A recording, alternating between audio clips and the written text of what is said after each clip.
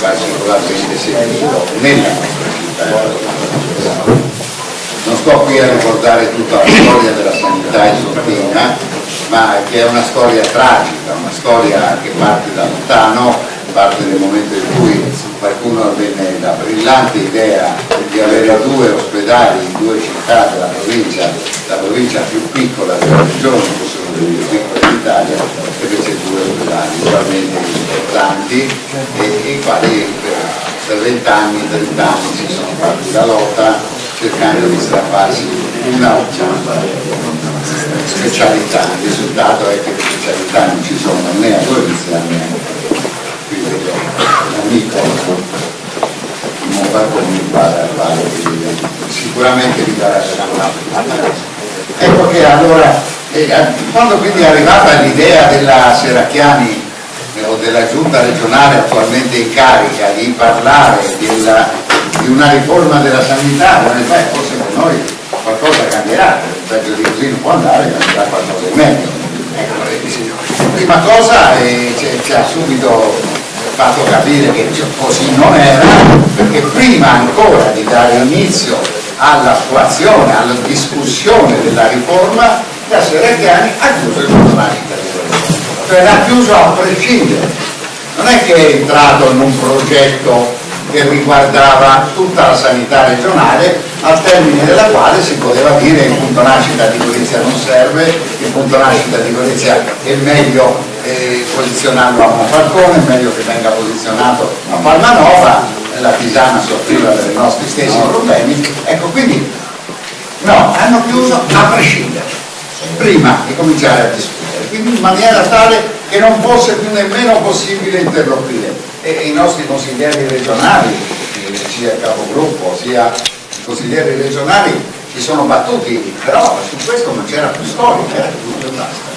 Però abbiamo avuto un primo segnale che abbiamo visto con una certa positività, che era quello di dire il terrore che c'era era quello che la nostra piccola sanità, la nostra piccola provincia finisse in pasto a Trieste. Questo era uno dei pericoli che venivano paventati.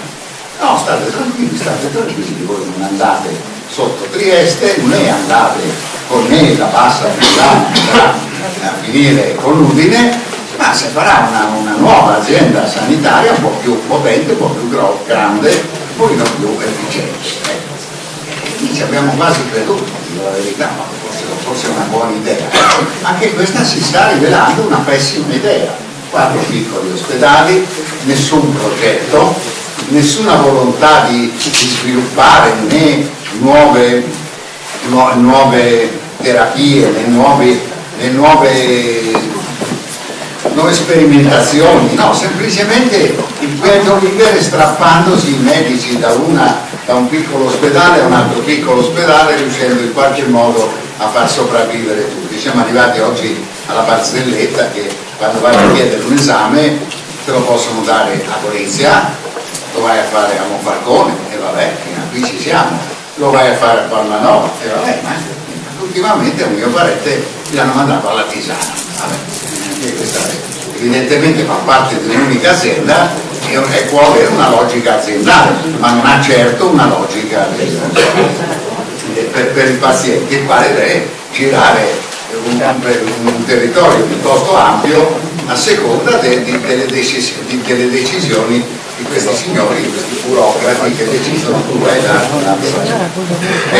venendo il mio sarà, come vedete, non è un intervento scientifico, né io intendo assolutamente dire cose importanti su questa riforma. Io devo dire semplicemente lo stato d'animo di un cittadino come voi, un cittadino che è preoccupato della sanità, è preoccupato di non avere un ospedale a Gorizia all'altezza della situazione e soprattutto di non avere quella che è la cosa determinante. Cioè, io sostengo da anni che per un intervento programmato io posso spostarmi in tutta la regione o anche fuori della regione, non è un grosso problema, ma la medicina d'urgenza, se mi capita qualcosa di importante, qualcosa di pericoloso per la mia salute, addirittura per la mia vita, ecco, io vorrei che ci fosse qualcosa di efficiente a portata di mano, che io non debba pensare che se mi dovesse venire, no, non faccio esempi, no, ecco,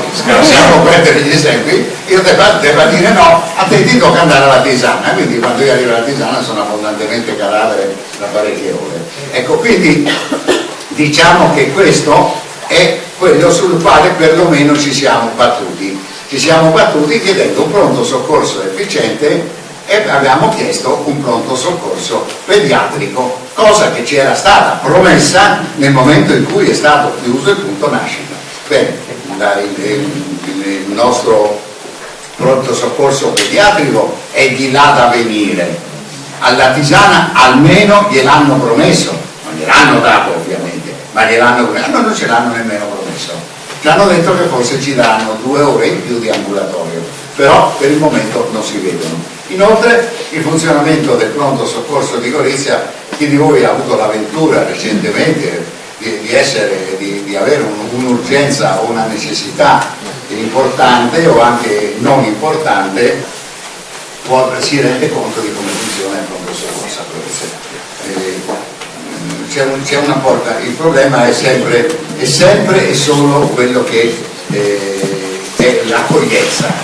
Usiamo questo termine, diciamo che il pronto soccorso, io non vado a sindacare perché non sono all'altezza di farlo, né dell'efficienza dei medici né dell'efficienza delle strutture, però che quando io arrivo lì non trovo nessuno e devo aspettare per ore senza che nessuno mi rivolga nemmeno la domanda ma lei perché è venuto qui, ecco, questo mi preoccupa.